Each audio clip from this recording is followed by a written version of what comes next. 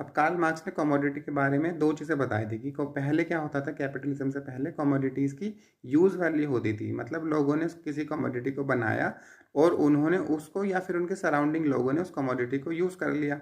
जैसे कि ट्राइबल लोगों ने कुछ टोकरी बनाई प्लांट्स की स्टिक से, तो उस टोकरी को उस ट्राइबल फैमिली ने या फिर उसकी इमीडिएट सराउंडिंग में जो भी लोग लोग थे उन्होंने यूज़ कर लिया। मगर कैपिटलिज्म में क्या होता है, कमोडिटी की एक्सचेंज वैल्यू होती है। मतलब जो कमोडिटी वर्कर बना रहे होते हैं वो उसको यूज़ नहीं करेंगे, वो किसी और के लिए कमोडिटी बनाएंगे। जैसे कि कैपिटलिस्ट के लिए कमोडिटी बनाएंगे, फिर वो कमोडिटी मार्केट में एक्सचेंज होगी और उससे जो पैसा आएगा उससे यूज़ वैल्यू की चीज़ें खरीदी जाएंगी। तो यहाँ पर कमोडिटी की एक एक्सचेंज वैल्यू होती है और उस एक्सचेंज वैल्यू की वजह से कार्ल मार्क्स ने कहा था कि फेटिशिज्म ऑफ कमोडिटीज़ डेवलप हो जाता है।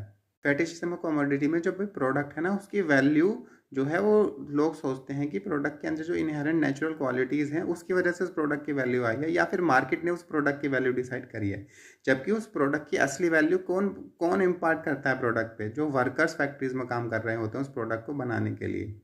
यानी कि जो प्रोडक्ट की वैल्यू है उस पर वर्कर्स का कंट्रोल नहीं होता है। वो कंट्रोल कहाँ शिफ्ट हो जाएगा? मार्केट पे, या फिर प्रोडक्ट की जो प्रॉपर्टीज़ हैं उसके बेस पर प्रोडक्ट की वैल्यू डिसाइड की जाएगी। इसमें क्या होता है, जो प्रोडक्ट बनाने के लिए जो ह्यूमन लेबर होती है या फिर एक ह्यूमन रिलेशनशिप जो होती है, जो प्रोडक्ट को बनाने में काम हुई थी, उसको इग्नोर कर दिया जाता है। जैसे कि आप मार्केट में एक 20,000 का फ़ोन लेने गए, तो 20,000 का फ़ोन को आपने कहा कि इसकी वैल्यू 20,000 इसलिए है क्योंकि इसके अंदर अच्छी रैम है, अच्छा कैमरा है, अच्छी स्क्रीन है, एटसेट्रा।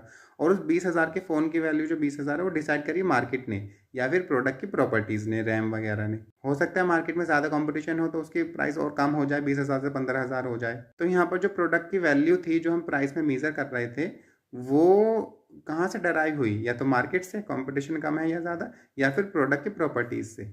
यहाँ पर जो प्रोडक्ट की वैल्यू थी उसमें जो कंट्रीब्यूशन था लेबर का या फिर ह्यूमन रिलेशंस का जो कंट्रीब्यूशन था वो बिल्कुल इग्नोर कर दिया गया कि फैक्ट्री में एक लेबर काम कर रही होगी जिसने प्रोडक्ट बनाया होगा और कुछ ना कुछ रॉ मटेरियल और ग्लोबल सप्लाई चेन से ये बना होगा। वो सब चीज़ें ढक दी जाती हैं। इसी को ही कहते हैं फेटिशिज्म ऑफ कमोडिटी, जो कार्ल मार्क्स ने कहा था।